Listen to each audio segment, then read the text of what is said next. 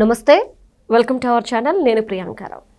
పవన్ కళ్యాణ్ మీద ఒక వ్యక్తి బుక్ రాశారు, పవన్ కళ్యాణ్ హఠావో అని. మరి ఆయన బొగ్గు శ్రీనివాస్ కొద్ది రోజుల క్రితం ఆయన అనుమానాస్పదంగా మరణించడం పెద్ద చర్చనీయాంశంగా మారింది. మరి ఇప్పుడు పోలీసులు ఈ కేసుని ఛేదించారు. మరి పోలీసుల విచారణలో ఏం తేలింది అనేది తెలుసుకుందాం. మనతో మాట్లాడడానికి సీనియర్ జర్నలిస్ట్ సిఎస్ రావు గారు ఉన్నారు. ఆయన అడిగి తెలుసుకుందాం. నమస్కారం సార్. నమస్తే సార్. ఎవరైతే పవన్ కళ్యాణ్ మీద బుక్ రాస్తూ పవన్ కళ్యాణ్ని జనసేన పార్టీని ఒక విధంగా నెగిటివ్ కోణంలో చూపించే ప్రయత్నం చేశారు తన బుక్ ద్వారా, బొగ్గు శ్రీనివాస్ అనే వ్యక్తి.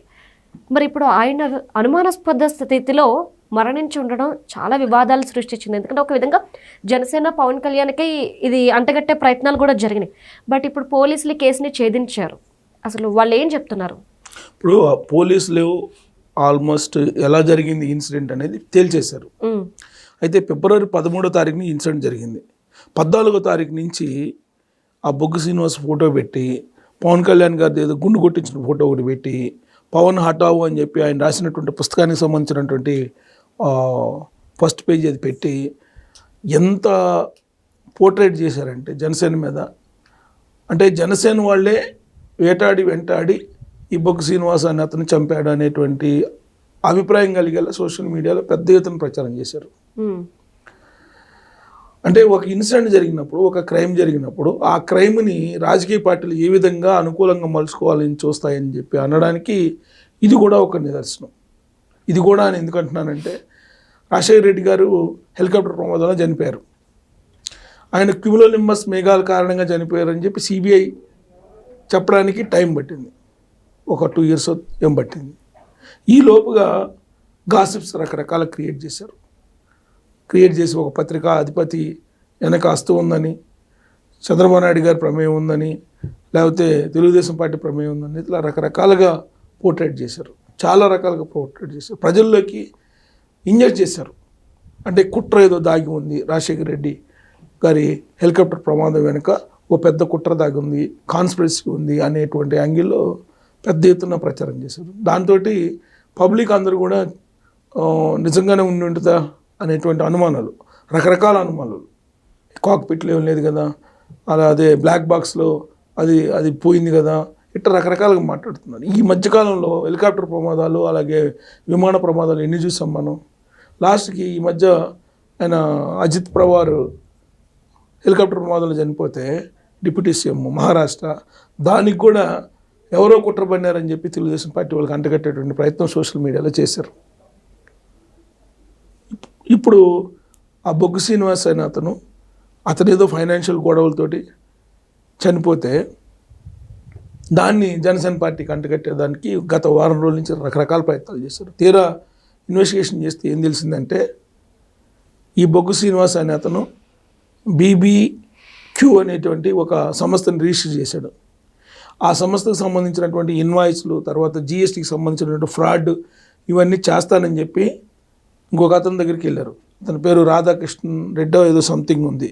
అతను యాక్చువల్గా బిజినెస్లు చేసుకుంటుంటే పద్ధతి ప్రకారం వేణుమాధవ్ రెడ్డి అని అతను పద్ధతి ప్రకారం బిజినెస్లు చేసుకుంటూ ఉంటే, మీరు GST ఎలా ఎగ్గొట్టాలి అని చెప్పి ఈ బొగ్గు శ్రీనివాస్ అని అతనికి చెప్పి, మీకు ఆ GST ఎగ్గొట్టడానికి కావాల్సినటువంటి ఇన్వాయిస్లు కానీ, ఆ తర్వాత దానికి సంబంధించినటువంటి మొత్తం నేను వివరాలు ఇస్తాను, ఈ BBQ అనేటువంటి దాంట్లో మీరు చేయండి అని చెప్తే 50-50 వాటా అని చెప్పేసి అనుకుంటే ఓకే అని చెప్పి ఇద్దరు చేశారు. దాదాపు ₹1 కోటి పైగా విలువైనటువంటి GSTని ఎగ్గొట్టేటువంటి క్రమంలో ఇదంతా జరిగింది ఒప్పందం. అయితే ఇతనికి ఇవ్వాల్సినటువంటి 50% ఉంది కదా, ₹1 కోటి 50 లక్షలు ఇవ్వాలి కదా, దాంట్లో 15 లక్షలు ఇచ్చారు.